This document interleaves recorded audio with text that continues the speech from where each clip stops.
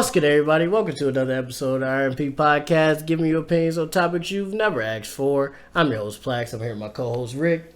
Rick, how you doing today, man? It's late at night. It is very late. Feel all right. So what we got going on today, Rick? I feel like we're doing something a little different than what we usually do. What we got going on today? I guess, what do you call this? Like an intermediate episode? I guess one of our interviews. Yeah. Kind of like a bridging episode. Yeah. It's doubling up. As people know, we just released 49 a couple days ago. Mm-hmm. And so we're doing this episode technically to kind of like bridge the gap between now and 50, because 50 we're going to do something a little different. Mm-hmm. And who volunteered themselves for this, our friend Angel. People might know. Have a little round of applause in there. There we go. Thank you. But yeah, oh, shucks. Yeah, you might know Angel from around. You know, he likes to end up in different places in Buffalo, around Buffalo, in the Buffalo area. But Angel Rosado, and then more round of applause there. Okay, so Angel, first off, so we don't butcher your profession or what you're passionate about. We're going to just give you the floor to start off. Tell us about yourself and what you do, job-wise, and whatever else you want to tell us. Just let us know. Give us some information. All right, so it's funny because y'all have known me for so long that you know me as Angel. To most of the world who may or may not know me from around the community, y'all recognize me as Angel. That is because Angel is the Spanish pronunciation, and I found out later in high school that was my actual birth name. And so that's when I made the decision to start going by Angel. Okay. That it is actually my birth name. I don't want to appropriate your culture, so you don't know if I continue to call you Angel. Or whatever, Ricky. Sir Ricard. Ricky. Ricky Thompson. Yeah, I have your pronunciations. I don't want to step on anybody's toes, so I'm gonna just stick to what I know. No, what I do is technically it's called a community organizer. Okay. The pretty much background of what we do is it's a lot of political advocacy work, and it's from a grassroots perspective.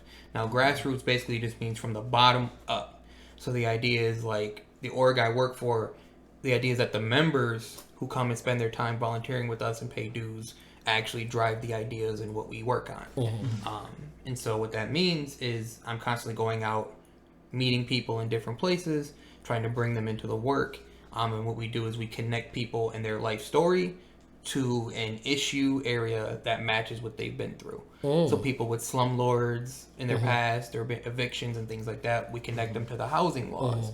Because that's what they've been most affected by. We also do mass incarceration policy. So again, being arrested, serving a certain amount of time that was unfair, paroles, kind of things, climate, and we've recently been doing child care and education. So students, I actually teachers, showed up to something. Yep, Steve actually had a couple of them things. Them toinks. Them toinks. New word. Only on the R&P Podcast. I don't think anybody should be using toinks. Toinks, new toinks. And it all connects back to the laws and the politics of Buffalo and New York State for the most part. We work on a lot of statewide policy, which then of course impacts Buffalo and what happens there. Okay.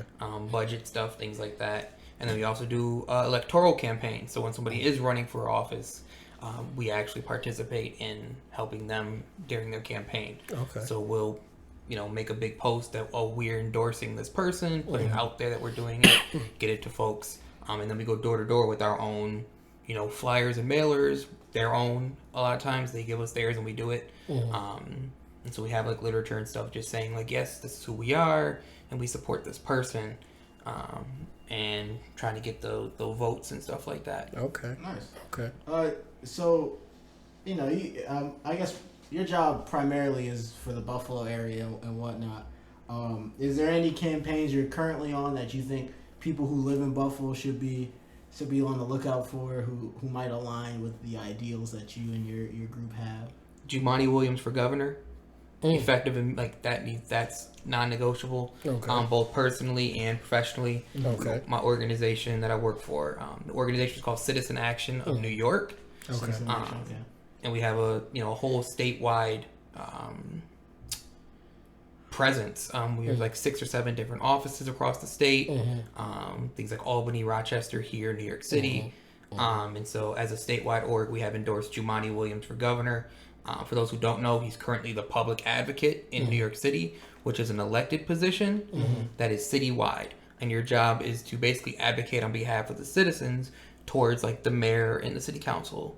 And before that, he was a city council member in New York City. And I think he passed the most progressive legislation that any council member has ever passed in New York City. It was like 70 different pieces of policy or something like that while he was in that office. He ran for lieutenant governor back in, was it 2018 now? And he lost to Kathy Hochul then. But he was the person who, in history of New York State, raised the 3rd most dollars ever for a statewide campaign. And it's unfortunate that the only 2 people who raised more were Cuomo and Hochul, who won their elections that year. The people who won, He was against some heavy hitters. Yeah.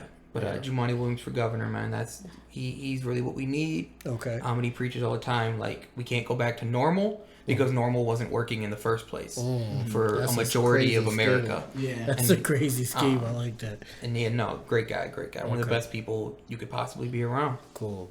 So what got you into this, like, politics type thing, or like what got you to want to do this or be passionate about this? Yeah. So I was probably cognizantly more in high school. I was one of the founding members of our Gay Straight Alliance at Tech. Yeah, I do remember that. It was me and 2 freshmen, and I was the only male out of that 3 who really took that forward. I was the only male for a little while, and I was the only straight male for, I think, a little longer than that.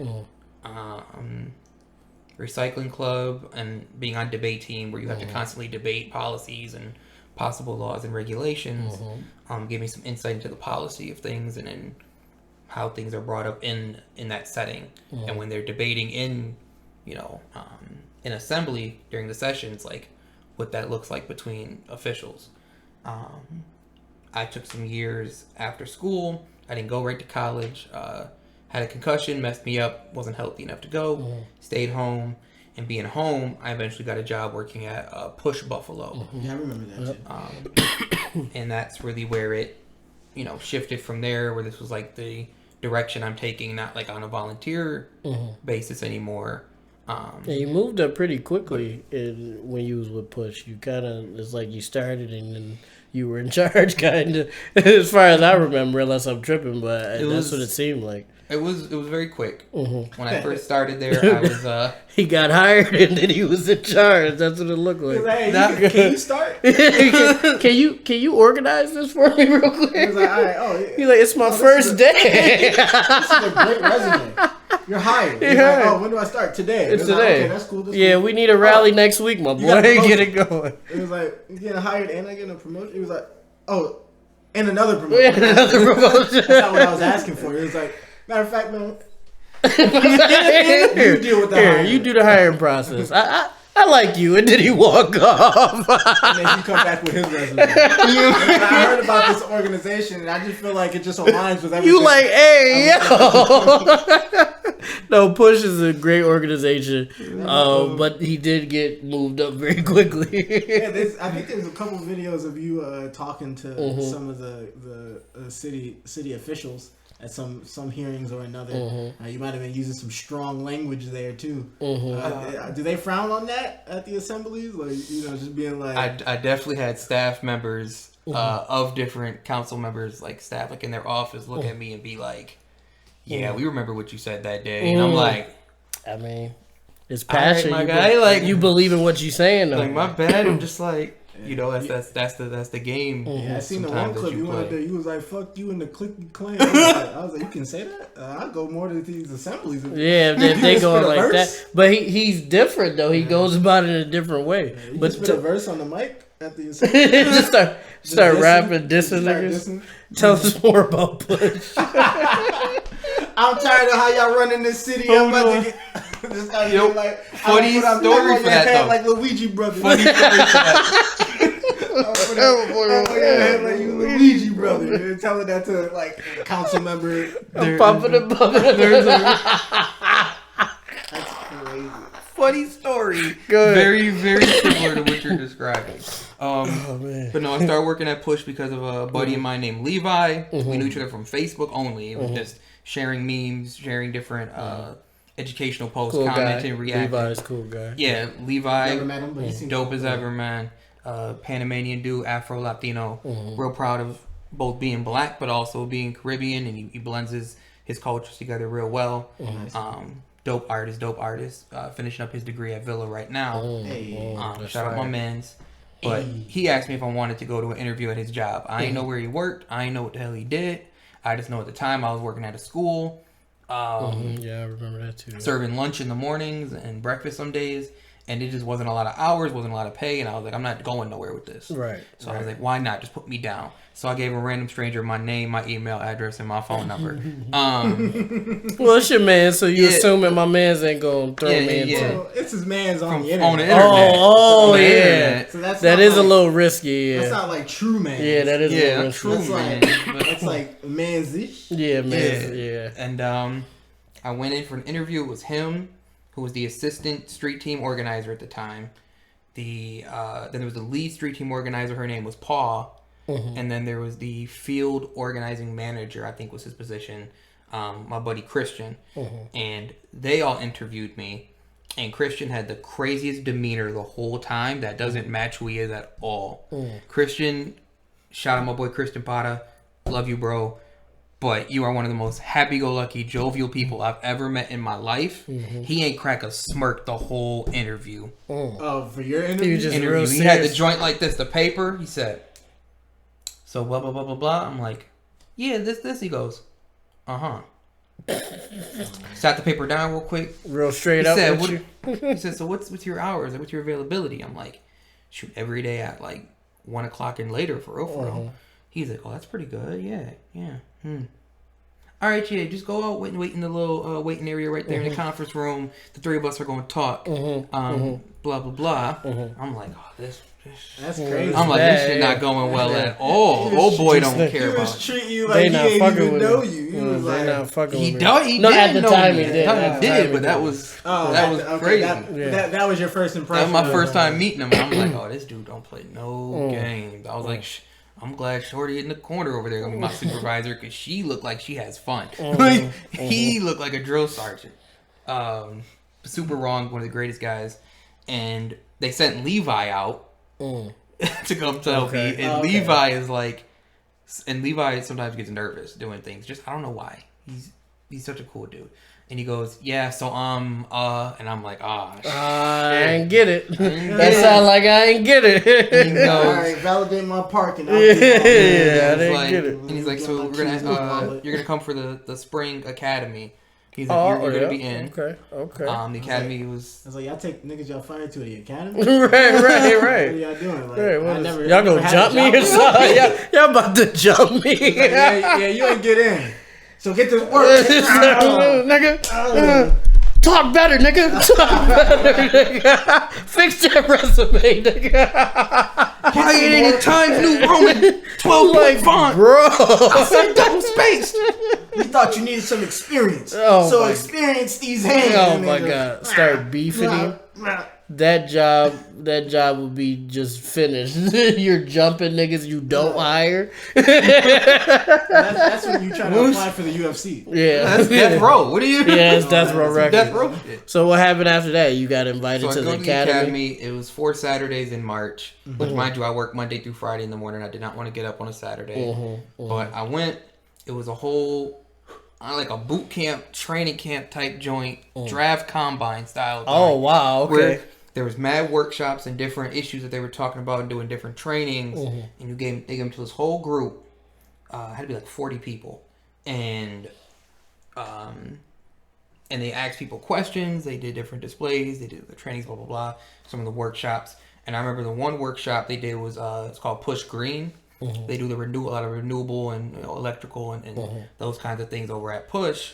And they had the little joint for the light bulb demonstration. So they could demonstrate how much less power a LED bulb uses Okay. They were spraying like amps and all that resistance, blah blah blah. Saving that money. And I was just like, oh, I remember all this from high school physics. Like, Right, okay, right, this right. is this, and this.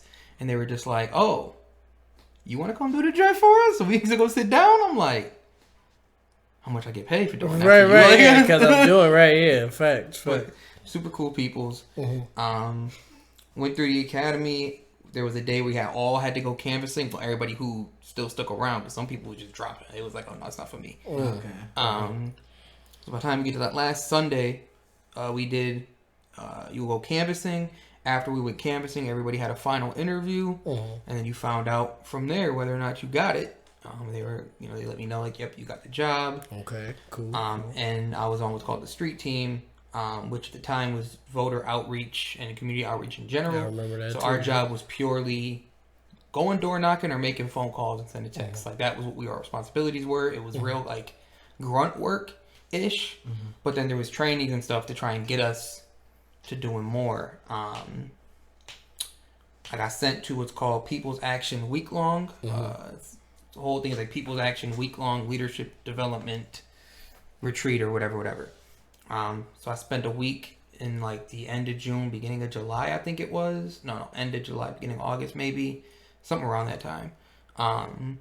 At this week-long training, came back, did the rest of the year on the street team.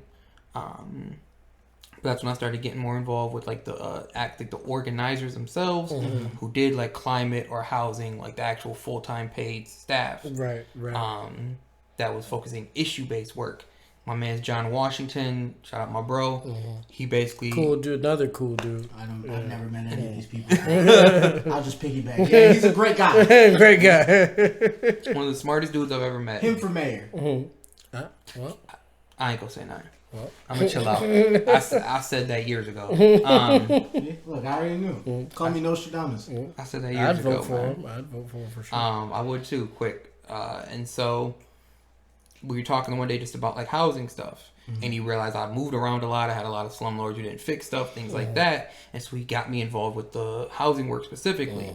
Going to different things, speaking out at the tax reassessment hearing. And then shortly after that, went to Albany on a day and spoke in front of like hundreds of people in what's called the $1 Million Staircase. Okay. It's a staircase in Albany, in the Capitol, where it's a super fancy, super like, honestly, real bougie designed staircase that cost them $1 million to build. Okay. That's what I like to see. Yeah, real I like when my money go. Keep it up. tax dollars hard at work. Keep it up, New York State. I love it. Y'all the only boys I don't get refunds from on my taxes. Yeah, I want that. That staircase. Well, it's is for not the free. staircase, yeah. Not free. You bought a staircase, right? Man, I'm gonna sit on them steps. I'm gonna sit on that Sit on motherfucker. them, piss on them. No, that's my money, my chunk. I've been paying that since I was 18 years old. I want mine.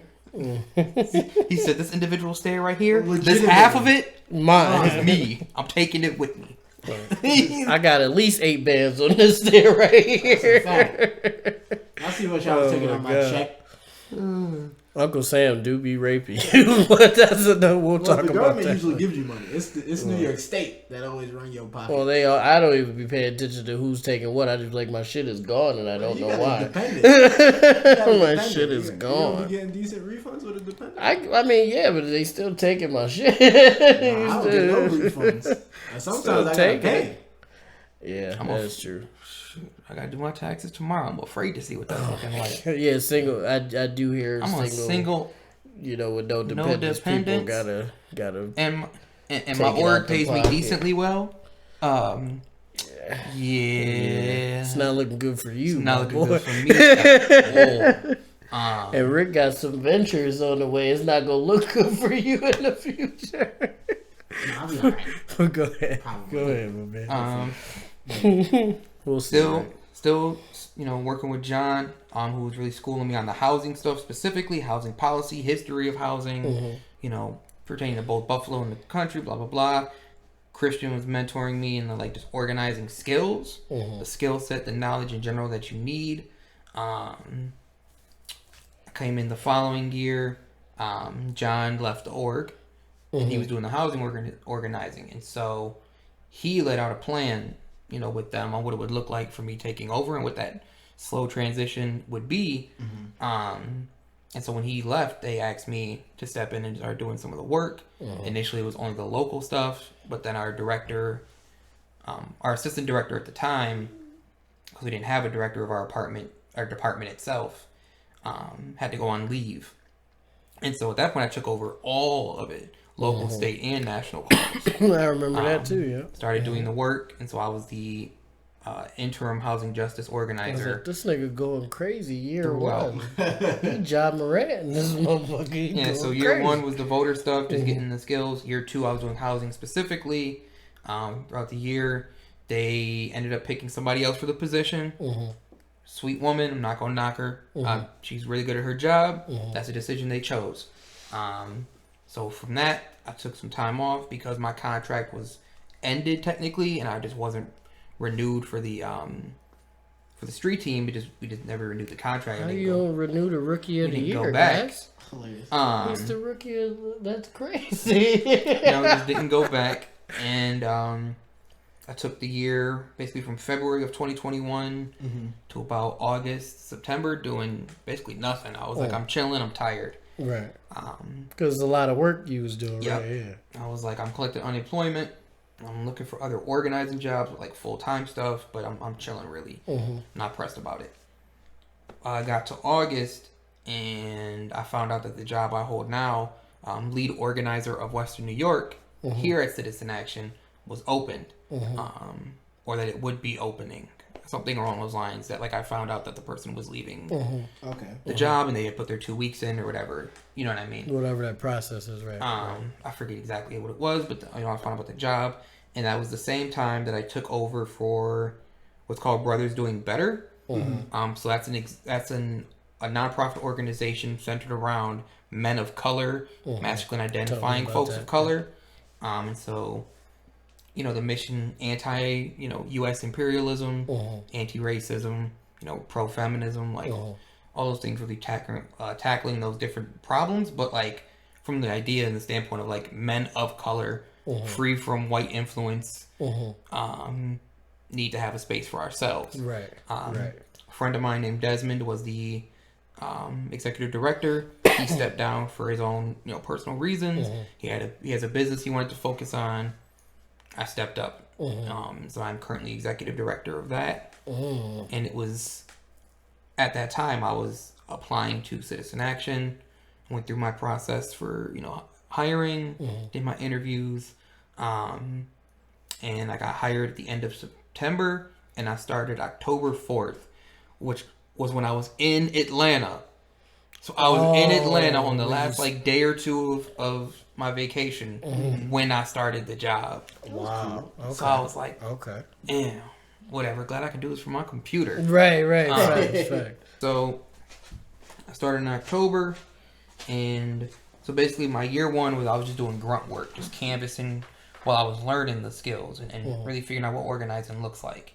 Year two, I was doing the work of a full-time organizer. I was getting paid semblance of one, because I was interim, not technically hired, but I was making more money than I made before as a full-time organizer. And now during year three, I became executive director of an organization, and then was hired to run the chapter for Citizen Action, which is Western New York, which encompasses Buffalo and technically Niagara Falls too. Okay. So if we were to do work up in Niagara Falls, that's considered within my jurisdiction / region. Okay. So it was grunt work, basically full-time staff in an office, and now I run the office. In a few years. And that's all in what, 4 or 5 years? You did all of those things. Well, I mean, from Push, doing all that stuff in Push 3 to now. I started at Push in March / April of 2019, and I became lead organizer. Right, that's right. Of Citizen Action, the New York, Western New York chapter. He's really John Moran. 2.5 years. Oh my God. 2.5 years later. Yep. end of 2021. That's great, man. That's crazy. So with all the things and like all the canvassing you've done, all the issues you spoke about, what do you think is the biggest issue that Buffalo needs to pay attention to currently? The housing situation here is dire, bro. So slumlords are running rampant throughout Buffalo. Yo, everywhere in the city of Buffalo. Buffalo is a place that has about 59% of our population are renters. So more than half of everyone who lives within the city limits of Buffalo do not actually own the house they live in. I'm a renter. I'm also, and so then if that's 58 to 59% are renters, then you got to figure how many of the people who actually own those properties own multiple. So there's a lot of people who own the property and either rent out an upstairs or a downstairs, or they just live there themselves. So when you figure out, 59% is all renters, they're all paying rent, but not all of the other 41% are collecting that rent. You see what I'm saying? Only some of them are. Right. And so then you get the ones at the very upper margins who actually own whole apartment buildings and stuff, and they bring in a pretty chunk of change because there's just so many renters. Right. You can always find somebody to fill an apartment. People always need one. Right. And so that's, they run game like that. And then we have the oldest housing in the country. If you look at 1940 and back, we're number 2. But if you look at 1950 and back, we're the oldest. Because whatever the other city was, I think technically built some new stuff in that decade, which averaged them out to be a little newer than we are. Okay. So we're considered the oldest housing stock in the country. Wow, I didn't even know that. I live in a house that was built in like 1917 or something like that. Damn. And there's houses on the west side that have been there since the 1800s. Those houses are older than I've been free. I'm just saying. On paper. I was never a slave, but it's in here somewhere. Some of them is close to that, for real. Like 1880s. There's some real, it marked real close. You feel that slavery in your soul, don't you? So with the housing situation in Buffalo, what are some legislation or some movements or some ideas? Or not even ideas, like platforms or organizations or something that people in the community can be a part of to kind of change that situation. All right. So at Push Buffalo, there's a campaign that was started by John and some members, and was then picked up by me when John left, called the Tenants Bill of Rights. We also ourselves are building our housing committee out, and so that when we have our own dedicated group of housing volunteers and folks, we're going to link with the tenants over there and work on what's called the Tenant Bill of Rights. It's 10 different sets of policies that would grant protections each to tenants. So good cause eviction, which we're actually really close to winning on the state level anyway. So shout out all the work happening at the state level by Free the People and my org Citizen Action that I work at, because it's moving. There's movement on that. But tenant opportunity to purchase, rent control, different things like that would then create more of a safety net and support system for tenants. And then also one thing that we really need to get off the books is called 485-A. This is a New York state tax law that states if you get a development and whatever you buy it for, then you develop it and you build commercial and residential units. So you have apartments and then you have storefronts. You have to make a certain percentage affordable, quote unquote, and you get this tax incentive. And basically, for the first however many years, you don't pay, I think, city property taxes at all on the building for it's 7 or 8 years. Nice. Then when you finally do pay, not nice. I'm saying for them. on paper. Yeah, for them. I was going to say, we need that for the R&P building, baby. On the business spectrum, it's nice. It's a nice sentiment, but if people are going to game the system, then obviously not. The problem is that you don't pay city property taxes at all. And then when you do pay, it's a sliding scale. So you don't even start paying on what the building is actually worth at that time. You start paying on what you bought the land/building for. Oh, damn. So if you bought the building for $700K, and you put 300, 400K into it, it's now around 1.1, 1.2 million. And that was when you did that. Now we're talking 7-8 years later. Right. That land is easily 1.5 mil at that point in value. But you're paying the taxes for that first year as if it was the 700 you bought it for. Yeah. And it slides up over the next like 3 or 4 years or something like that, 2 to 4 years, to you paying the amount you're supposed to in property taxes. Damn. The problem though is when you have a bunch of buildings that are all not paying taxes for 7 or 8 years, and those periods overlap. And then, of course, those sliding taxes overlap in those periods. Right. You miss out on a lot of tax And then revenue. more people still doing it, and it's just like... Exactly. okay, So you miss out on a lot of tax revenue, and the city cannot raise or lower the amount of property taxes they're supposed to take in without like a whole process. They have to take in the same dollar year in and year out. So what that means is if there's less people paying into the principal of that, the people who are paying have to pay a higher rate because you have to make up for what they're not paying. Yeah. Okay. Damn. And so basically all the money that they save that it's supposed to be like, oh, we give them this so that they build it and it brings in business and creates apartments, blah, blah, blah. We actually end up on the back end paying that anyway. If you're a homeowner, your property taxes are at least somewhat higher than they would be because you pick up the slack. And if you're a tenant, your rent is higher because you have to pick up for those property taxes. So being basically, higher. the state is bailing out businesses in a way. Big developers, like Big people who own the buildings and the land itself. Okay. And it's all getting pushed down to everybody lower than that to kind of foot the bill. And that's kind of what the problem with it is like we never actually see the return because we have to pay so much during that time anyway. And a lot of those units that they consider quote unquote affordable, like really aren't that affordable and cheap for most people that live here. And so even then, like what we're giving them the tax incentive for, they're not really doing most of the time. And so we're not even seeing the positives we were supposed to get. We're just taking all the responsibility for them. Damn. Okay. With kind of like everything you've done, I know you mentioned now that you met AOC. How was that experience, or what was some more people, or What's some interesting stuff or just experience that you've done, All right. So or like people? I know how you met. feel about her. Like how Yeah, I how know. was meeting, Yo, You can start with that if you want to. You can start with that. Meeting AOC I'll as put of her right picture now up here somewhere. is like a top 2 or 3 day in my life, and most likely not 3.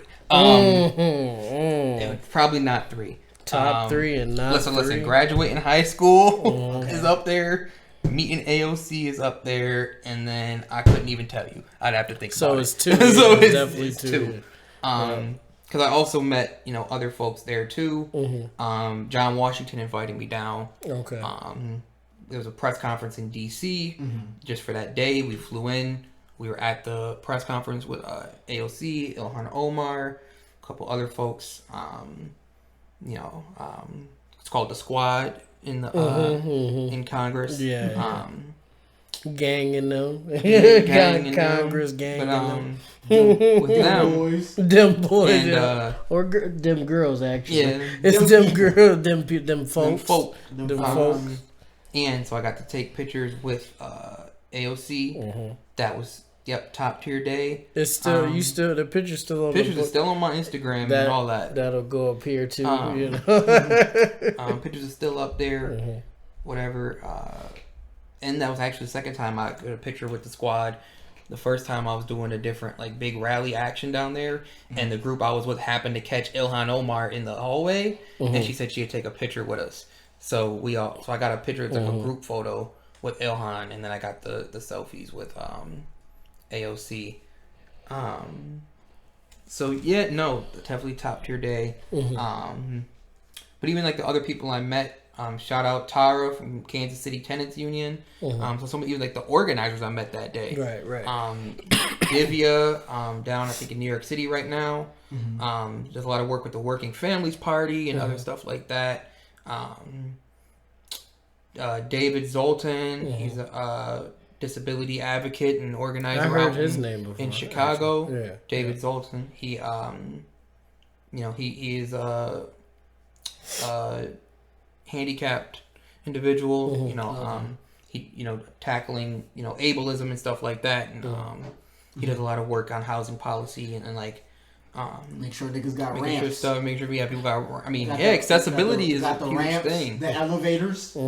Yeah, everything. For real, it's a huge thing, and so he does a lot of stuff. It's a whole group of folks that I got involved with from there. It's called the Homes Guarantee Team, and that's a national level team. They do federal work centered around housing policy. Okay. And I'm waiting to get kind of things more secured in my job. There's a lot of steps to take right locally with my office, but then once we get our office all situated truly with proper volunteers and stuff, I'm gonna get back in with that group. It's really great people who do a lot of good work, and they've made a lot of progress. And here's the funny story that I'll tell you when y'all were talking about calling somebody out and wilding out. So I'm in DC for a big housing conference, like 2 or 3 days. Okay. People from all over the state and the country, came into DC. We had over 100 and something people in this hotel for this conference. Blah blah blah. We do an action outside of HUD. That's the Housing and Urban Development Agency, whatever, for the federal government. Okay. HUD is one pretty much social housing and BMHA, like Buffalo Municipal Housing Authority. All that stuff really runs through HUD's regulations. Okay. You know what I'm saying? Which, by the way, they ain't built no brand new social housing in decades. But shout out HUD anyway, I guess. I guess. And so we go there. We have a rally outside, and we're supposed to bring our demands to Ben Carson, who was the head of HUD at the time, under the Trump administration. Yeah, this was some years ago. Ben so it was, Carson. So it was what, 2020, right before the pandemic hit. So Benny C. Benny C. I'm gonna say something crazy. I'm not even gonna. So Ben Carson, we tried to deliver our demands. They said we're not allowed to see nobody. Blah blah blah. They playing with us back and forth. They finally said, okay, we'll send somebody down just to talk to you from his office. We all right, whatever. They send down this dude. And I forget what his name was because he really was irrelevant. NPC. Yeah, he was an NPC for real. He had this real bright, royal blue blazer on with these with the sunglasses that had the same color frame to match. And I was like, He's got "You an NPC for real?" I'm like, "You got the flashy cutlers, but no real good dialogue." I'm damn. And so he comes down and he talks to us, and he was head of building operations, right? And mind you, I was tight because we was out there. They was playing with us. You can't see nobody. And then they're we'll send somebody down then, I guess. Right. And they sent somebody not even from Ben Carson's actual office or anybody that really is involved in his office itself. It's the dude who just runs the building and make sure the building is okay. Right. So I was tight. So then they were like, okay, who's gonna do the report back? So I went back up to the joint. Was doing the report back to the rally and to the news crews that were there, and I was like, yeah. So they sent some do nothing named George whatever. I was down here to try and hear our demands as if he had any real power in this building. And everybody stopped and looked at me, when he be talking. and I was just like, I'm not lying. He has no power. He has no influence. No nothing. He's going to take our paper of demands, bring it upstairs, and throw it in the garbage can next to his little desk that they give him to make him feel good. Something along those lines. I was wilding. That's a crazy scheme. I was wilding. And I was like, and it's disrespectful that we are here as taxpayers and proper citizens and people asking for better, housing conditions and even advocating for undocumented folks who are here for various reasons, trying to become citizens, trying to go through the process, and are not even given a fair shake during the process, but then also don't have certain protections while they're here going through that. Right. So just advocating for housing in general, and I was like, it's truly offensive and disrespectful that we couldn't even get somebody from his office to come down and talk to us, and they sent the head janitor to come have a conversation with us. He is the janitor supervisor. And I was definitely wilding that day. But that was the time I was really getting into it, yeah. I was like, dude. I'm like, I know they're not about to disrespect me like this. So with let's say with all the things that you've been doing with community outreach from push to citizen action, Do you see yourself going the more political lane here, or do you think you'll be public servant, or do you think you'll just be community outreach because that's where you like it the most? Everybody who knows me, like, personally, whether it's through the community work or just, forever, knows that I've always thought about, like, taking the political route because I don't have faith in people to do what they should be doing. Facts. And every day, somebody in some office proves me right that people can't be trusted to do the right thing. Every day, they remind me that that's a problem. But there's no real timeline on it. Okay. I take things in stride, and I tell myself, like, the only thing I don't want to do is be in this same position 5 years from now. If 5 years from now I'm not either already in a different position or lined up to have that position, I've been stagnant too long. I can't let that happen. That's not okay. I give myself the 5 years, and that's not to say I'm leaving Citizen Action in 5 years. That's not to say I'm running for office. It's just I need something better. I need to constantly try to take on a new challenge and a new step. Okay. And that's within the next 5 years, trying to do that and just giving myself a timeline to make the change, but not dictating what that's going to look like. Okay. So what I'm hearing is Angel versus Biden 2024. How long is it? No, how long is it? 6 years? I won't be able. He got to be 35. I got to be 35. The first year that I'd be able to run for president would be 2032. The 2032 election is the year I turn 35. So I'd be 35 before the general. What about mayor? We have been preaching. We've been preaching Angel Rosado for mayor for a while. Yeah, I think since high school. Yeah, I'm saying we've been preaching that for a minute. The minute Byron term is up, man. Angel versus Byron. Yeah, like I got Angel in 5. Bro, I got Angel in 5. Sweep. You think it's a sweep? Nah, because Byron gonna do his little stuff and get a game. He gonna do his little stuff, try to get a game. But I got Angel in 5 for sure. Making too many connections. Yeah, he got the young people out. He do got them folks on his side. He is best friends with AOC. That's what I'm saying. He can come up to the rally like, votes for She like, this my man's right here. Just start going crazy. Hey, I just need 100K. Shit, 200 if you got it. Trying to get it each and every day. 100K votes. 100K votes, fact. No, but we have been, R&P Podcast definitely co-signs that Angel Rosado for mayor whenever he decides to do that. If he decides to do that. We'll run the ad campaign. Oh yeah, we're gonna go crazy with the ads. They gonna get tired, especially if we cloud it at the time. We're gonna do Angel and 5 campaigns too. It's just gonna be we just gonna have like basketball games being played. It's just gonna be. I'm telling you, it's a sweep. It's gonna be Angel and then the Biggie song will be in the back. It's like, welcome with the bro. Oh, that's just sweet. But that is something we've been preaching for a very long time, and I feel like if Angel is able to accomplish that, he's gonna be washed. He is gonna be washed. He's washed now, so imagine 10 years from now. But if Angel is able to do that, we feel like he is going to be governor and then going to be president or whatever is the middle between governor and whatever. No, that's actually, but honestly, governor in New York is like one of the best positions to be in. It is. That's a fact. President, because New York is the richest state in the country, and it's big as hell. We constantly have the biggest budget, and we have one of the largest populations. So it's like that's a lot of things people have done before. This nigga dinner did it already, and then they make you a president. For real, that's how they look at it. Like, if you can lead the state of New York, then you could whatever, probably do whatever, right? So, do you have any advice for people out there that may be interested in what you've been saying and maybe want to get involved? Maybe whether it be politics or citizen action or push. If they wanted to interview at Push, if they have any positions, or if they just want to learn more about the organization, or just wanted to be an activist for the city, whatever the case may be, or wherever you may be. Action, what would they do? What's some stuff that they could do? So you can always reach out to us. The website is www.citizenactionny.org. And on there, .org. .org. Actually, they official. That's a real organization. Yes, sir. And from largest electoral nonprofit in the state, I think. Ain't nobody electorally nonprofit wise bigger than us. I'm saying it's folks that do it for the love of the money. So that's Citizens Action.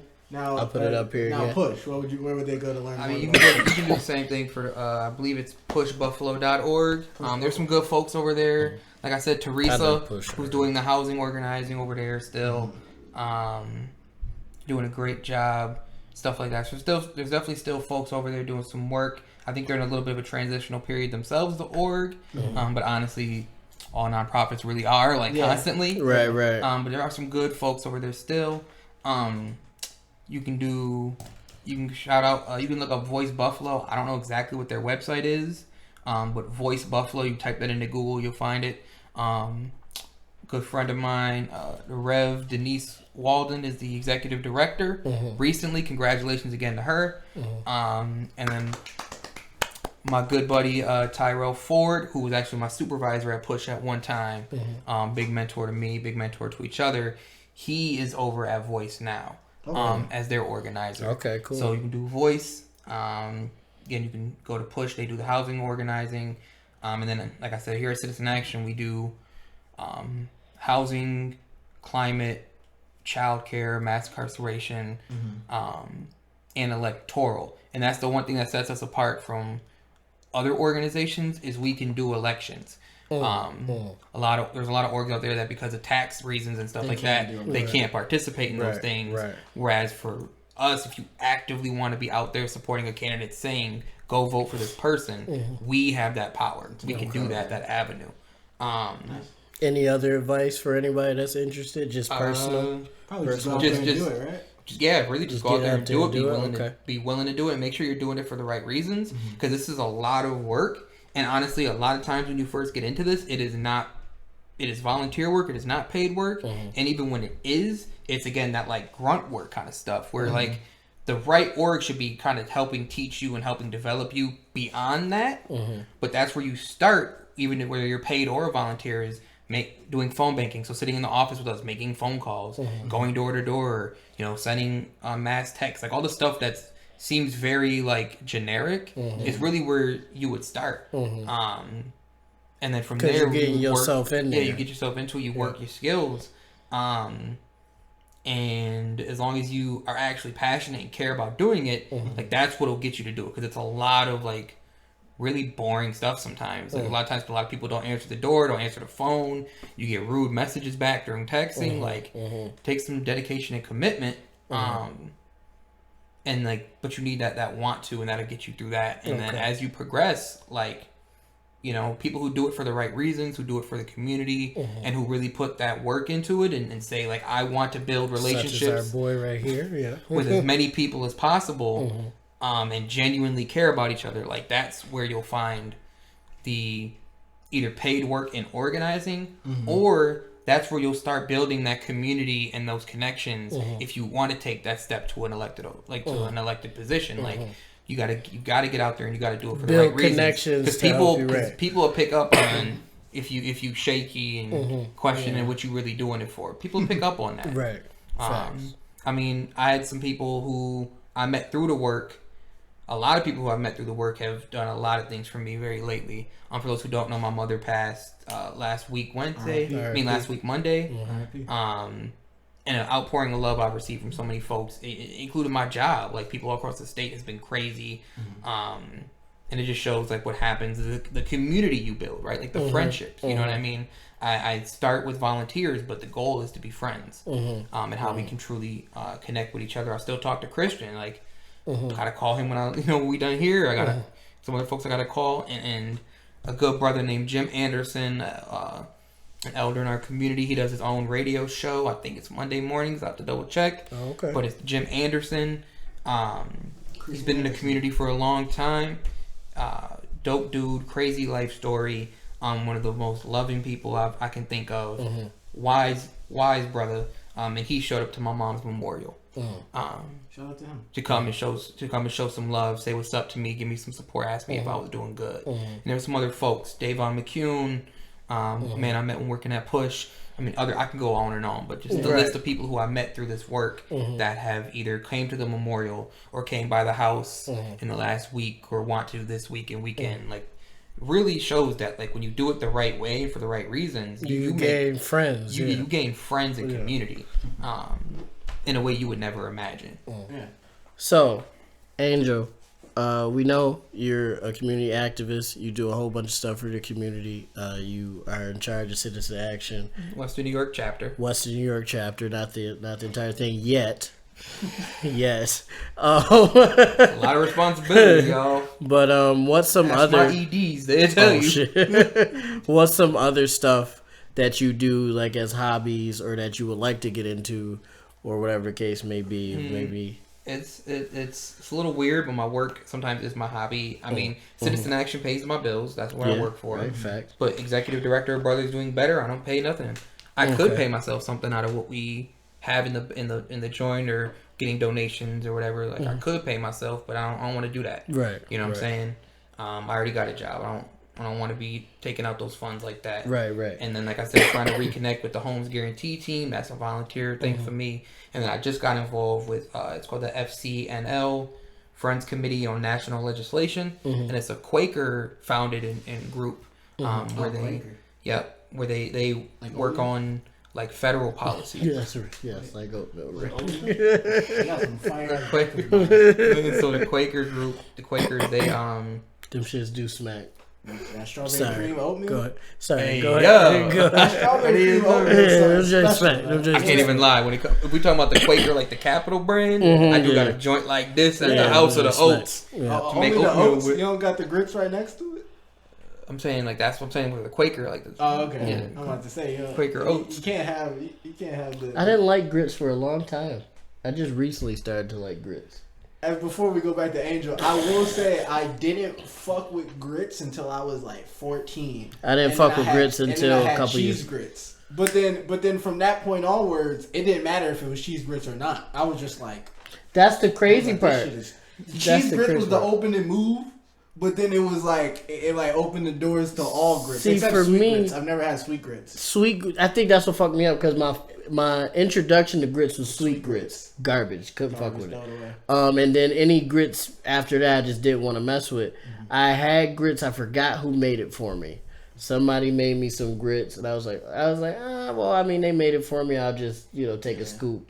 All right, I took a scoop. I said, this is kind of crazy. It had butter and salt and pepper in it. That's That's what I was gonna say. I was gonna say the cheese grits is fire, but then the classic, I never had the butter, cheese grits. You never had cheese I never grits? had the butter cheese with the grits, no. what? I never, not even because I didn't not fuck even with just it. throwing the slice on I've top never- and letting it never. melt in and then stirring it up. Never, had no never. That's We going to Denny's right now. No, don't go to Denny's. No, Not you gotta- Denny's. If Denny's it trying to gotta offer be me some home grits, Get some yeah, home grits, okay. It gotta be home grits, and then you just get however much grits you gotta make sure it's hot if you're doing Okay. cheese grits. Okay. Make sure it's hot. Throw the slice on top, or if Okay. you got shredded cheese, throw the shredded cheese in there. You'll see it melt. I'd probably go because shredded grits hot is lava. Yeah, you're gonna- facts. So facts, you're gonna see it facts. melt in there, and then you just hit the spoon or fork. Spit it up real That's quick. it. It's That's it crazy. right there. Okay. cheesy. Yeah, and then you Okay, know you bet. got it when you pick it up and you see it's a connection of grits and cheese. Oh my god. Yeah, making me hungry. Oh in a man. bitch. Oh man. I will say before we get back to Angel, the only downside to grits is that if you don't eat them hot, them bitches get cold and solid quick. Yeah, they do. Like you go Yeah. from eating a bowl of grits to eating like A brick. yeah, chunk a of grits grits. bar. Grits, yeah. yeah. Like you be. It's still kind of good though. It's still good. I forgot where I was at, but I remember eating breakfast. I had the toast, the sausage, the eggs, and I was eating the toast, sausage, the eggs, and I was like, I'm about to spin back to the grits, and I stabbed my You fork spun in back, and it was I over. picked it up, and it came out the bowl, and I was like, I could put this in the microwave again to get it hot, but it ain't the same. So I literally just was eating, and then I would just pick up the joint and And just. take a bite out of it. Yeah. I had yeah. a grits bar. See, you shouldn't have spit back. You I should have shoulda- went right for See, it. but Yeah. the thing is, it's crazy. You don't 'cause- want to, Yeah, yeah, because yeah, it's crazy. Because yeah. if you got the butter toast and you got the sauce, you got the eggs, you put that on the joint, you take a bite, and then you spin back for the grits bite. That shit. It's go. Yeah. It's good. Yeah. Now I want some Delicious. fucking grits, Oh, bro. yeah, I I want want some some fucking grits. grits Oh, now. I'm having grits in the next 2 days. Yeah. I don't know where I'm I gonna order them gotta from, call or him, get get that, some, or yeah. get like I gotta the call up grocery my store dukes. and make them. And I'm getting some. Yeah, I gotta I'm call getting up some my cheese dukes grits for from grits. somewhere. I take a walk to my auntie house. She like, nigga, it's 1 o'clock in the morning. But you got grits on the you got grits on the stove? She like, sit your ass in the kitchen and shut up. That's all I needed. That's all I need and walk That's all right I in. needed. Angel. So That's our first time going off crazy topic. Yeah. We usually do it more than that. Grits. But You can't go around with grits. so is there anything else Unless that you let you? 'em get cold. Well, yeah. Is there anything else, or the sweet shit Or the garbage? Sweet shit is Sweet garbage. Nah, just have oatmeal. Basically, if you want to do Yeah. that, Strawberry cream oatmeal from man. whip it up. Oatmeal. I got oatmeal. Well, that's not Quaker, but it's oatmeal. That's still oatmeal. Oatmeal is oatmeal. Oatmeal, it don't gotta be Quaker, but if it is, it's cool. It's cool. Yeah. It's just the difference. If it's Quaker, you can make it with water and it not be terrible. If it's anything other than Quaker, it gotta be milk for me. Like, I gotta throw the milk in there to cream it up. Okay. Yeah, that's a Quaker fact. is naturally cream, but the other joints they be a little dry on the dry, grain. yeah. So you That's a fact. it gotta be milk. If you got milk and it's whatever the cream like fruit variants, because when it's fruit they always do cream and then fruit. Then it going crazy. I'm hungry as fuck. Yeah, I make the oats in my I got a container of oats. I pour them joints in the bowl, throw the milk in, stir it up, microwave them Johns. I will say. I'm not even fat hungry. I'm just regular hungry. The stove do go crazy. It just either be it just take a while, and I'll be like, it's the morning time and I'm hungry. Microwave get it done. Microwave you get the see job the milk done. bubbling on the stove. Sheesh. You in for a treat. You know that shit gonna You in hit. for a treat. So, Angel, is there anything else that you would treat, call crazy scheme? Top 100 bars of all time.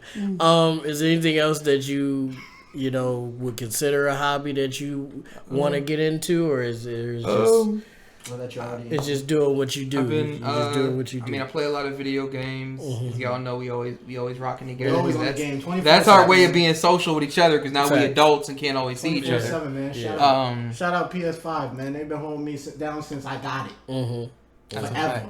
That's a fact. That's a fact. Forever. And shout out my boy who helped me get the P5. Oh, yeah. Shout out my boy. I ain't gonna put him out there, but shout out my man. Well, he got out the game now, but yeah. He is out the game, but You yeah. gotta be careful with that. You never know. Niggas hit him like, I heard you got them fives, dog. He like, I heard you got them in abundance. yeah. Like, nah, bro. Whatever. I hear Hey. stick. Nice P5. Run it. But I started making candles. Okay. Oh, that's fire. Yeah, I remember you told me that. therapeutic. Yeah. And I've taken on painting, Okay. but like abstract. So like I sit there, I just get a blank canvas, and I also do it with drawing, blank piece of paper, whatever. And I just kind of draw lines, paint lines, whatever feels right. Some of them are straight, some of them are curved, different lengths. Some of them are like darkened more. So it's like a more bold line. Okay. Some of them are a little more fade, kind of things like that, just drawing the lines. And then I just fill it with color. And the way I fill it with color is I try to make sure that one color never is right next to itself across the line. So if I have like a yellow section here, I'll surround it with the like green, pink, red, blue, whatever, and I'll make sure there's something in between before I put another yellow section. Okay. And then sometimes I just leave them blank for the white color. Okay. And I just leave them and I make it, and so every one of them is really random and different. Okay. But it's really therapeutic to just sit and just let yourself do something that there is no like structure to. There is no just end goal. There is peacefully no mission. doing something. Yeah. I'm not trying. Oh, I'm trying to paint a tree. Like no, I'm just painting. And that's more peaceful than 2K. I'm like, it's definitely more peaceful than 2K. Ronnie 2K be playing with us. Except our boy Rohan. Rohan, he get all the luck. Well, Rohan got a special relationship with Ronnie that we not gonna get into. He be in that office. Yeah, he got a special relationship with him. You're wild. You're iller right now. So Angel, what's next for you, big dog? Oh no, you didn't. Yeah, what's next for you, King? I want to. I'm gonna be at my current org.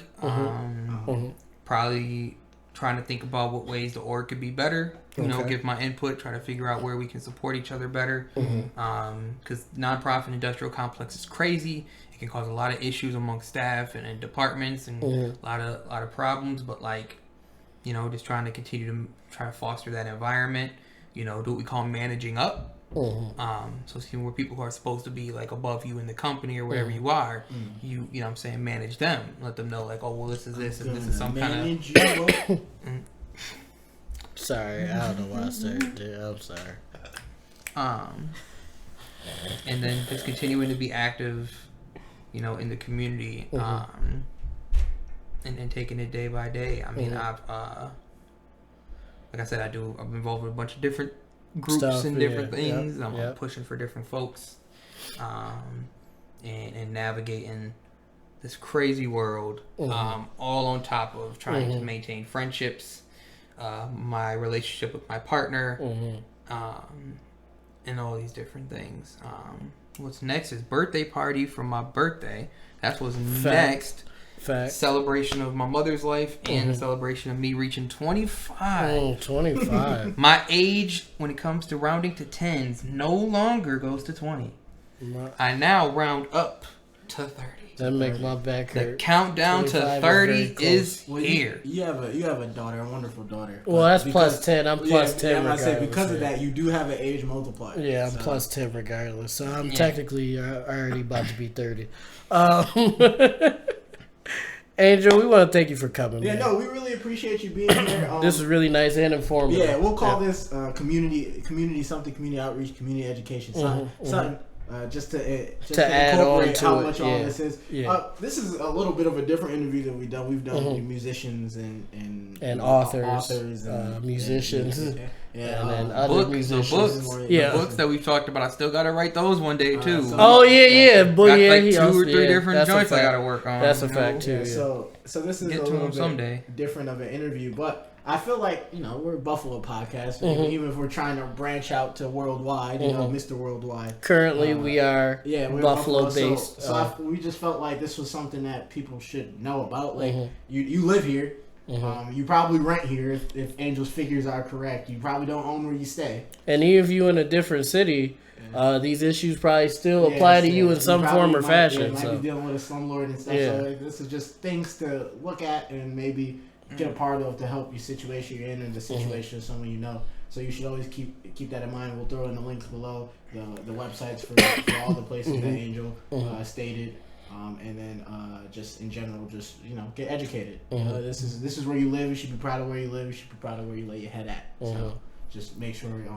And you should be doing your best to not get finessed by people. I mean, sometimes you can't do nothing about it. But if you can, be preemptive. You should try to be. You fool me, I can't get fooled again. You fool me, I can't get fooled again. And talks like this and workshops and all that, teaching issues and stuff, like that's also what we do. So like anybody who wants to come get involved, like we don't just tell you, oh, you're about to be doing this for whatever. We give you like the background and stuff of like why we're working on what we're working on and why we're fighting for these issues, and why we take them as personally as we do. And things like that. We'll definitely give you some training, background, give you some background, some help. Not just to, hey, go do that and help you understand. Get connected for free and with education connection. Oh my god! Yeah, for free.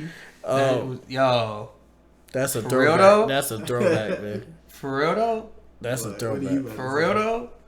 That joint rang off crazy. It was a bad. She did go crazy. Everest commercial were some of the best bangers, or the Little Romeo joint. Yeah, ICDC College. He got his whole bag for that. ICDC College. He enjoyed that shit. College.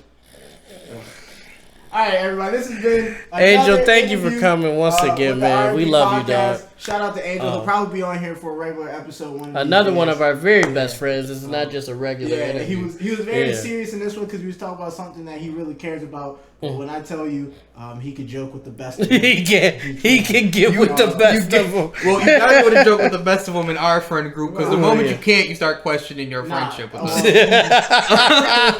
So you gotta be able to joke around with the best of them. Another thing that we wanted to say, this was going to be the start of it because this is, I guess, a little extra than what we usually do. We are still doing 50, maybe sometime. 50 is on the way. Maybe this week. Maybe. Yeah, something like that. Something like that. We are doing kind of like we're doing a push. This is an R&P push to 1,000 YouTube subscribers. Yes, sir. So from this point onwards, we're gonna be throwing out more content. We're gonna be throwing out more episodes. We're gonna be throwing out more ideas, more skits. posts on social media. We're gonna be going berserk. Memes. We got R&P memes on the way. Shout out to our boy Rosh. More is it crack on the way? More is it crack? We might even just do short, like maybe 4 little or 5 segments minute, for it. Like videos of is it crack? We bring up things that are happening in the world, and we indeed ask you if they are indeed on crack. The participants in crack? Most of the time, 5 out of 10 times. No, actually, more than 50%. I would say 7 out of 10 times they might there be. is a pipe around. Yeah, they might be on crack. You didn't hear that from me. Yo. But we really appreciate you guys for checking it out. Like I said, subscribe to our YouTube if you already haven't. Make share sure with your friends. Tell it's them to right subscribe. there in the description. We trying to get to 1,000. Right now we're sitting at 56. You don't even got to ding the notification bell. Just hit that subscribe button. Right now we're sitting at 56, which isn't bad. We've only been 57 doing this for a year. actually. 57. Oh, wow. 57. We've been doing this for a year. 57. We weren't really pushing for anything, really. We have as many subscribers as we have. Well, we have more subscribers than episodes. I feel like that's a good start. Yeah, that's a great start. We want that 1,000, and to get that 1,000, we ain't asking for it for free. We putting in the work. Yep. So just follow along. Content on content on follow content. Along, get the shares on, and we'll do the rest. Right? We'll get it done. Oh, and then shout out. The town. Shout out the town. I don't have my hat with me right now. But my brother-in-law Mario. We had a good serious talk. But if they want to make sure they catch the jokes for us, they want to catch the regular episode with Angel Rosado on it. They should hit that bell. That way they don't miss when it drops. That's a fact. You know what? If we get 10 subscribers within the week from this within a week, if we get 10 more subscribers, you're doing a lot of notches. 10 more subscribers. Listen. 10 more subscribers. I'll give us longer because it's our fans. How about a month? If we get 10 more subscribers in a month, so if we get to 67 subscribers by next month, we will release an episode uncut.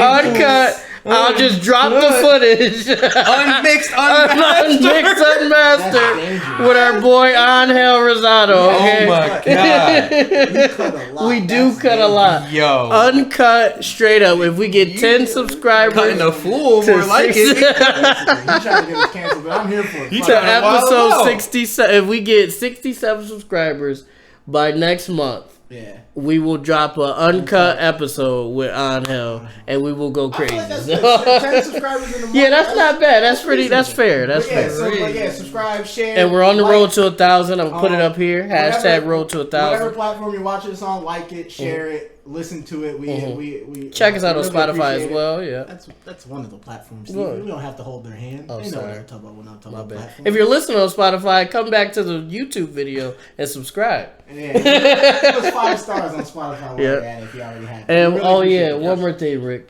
We love you guys. Peace. Bye. Boy.